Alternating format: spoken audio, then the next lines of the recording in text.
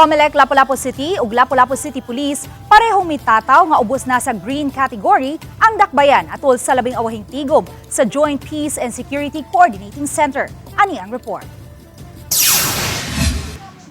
Gipasabot ni Attorney Anjanet Lamban, Lapu-Lapu City Election Officer, nga atol sa pagsugod sa Comelec gun ban niadtong Enero 12, nalakip ang Lapu-Lapu City sa mga dapit sa Central Visayas nga nabutang sa yellow category nunot sa intense political rivalry.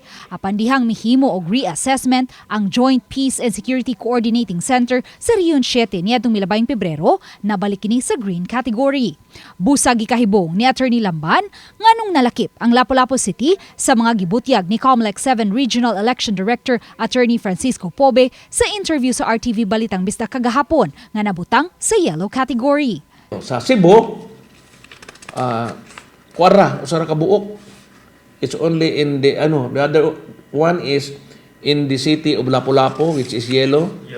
Yeah, yellow. Look into deeper yun, thorough ang investigation, we decided na ibutang yun siya sa green. Gidasunan usab kini ni Police Lieutenant Colonel Christian Torres, spokesperson sa Lapu-Lapu City Police Office. Basig wala lang na update.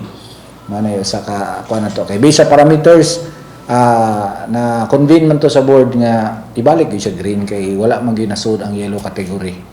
Itong mga previous mga incident is wala gyud siya nasud based sa katong mga parameters. Base sa parameters, usumbanan nga gilatid sa Joint Peace and Security Coordinating Center ang mga dapit nga nabutang sa green category, mao ang mga dapit nga walay natalang election-related incidents base sa nakalabayng duha kasunod-sunod nga mga eleksyon.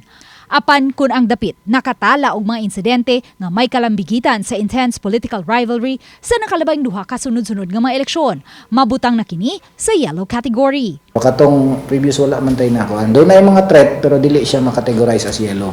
Karong Biyernes, subling magtigom ang Joint Peace and Security Coordinating Center alang sa labing awahing assessment sa sitwasyon sa nagkalain-laing dapit sa Central Visayas ning nagkaduol na ang midterm elections. Uban ni Marlon Melgazo, Luan Merondina, Balitang Bisdak.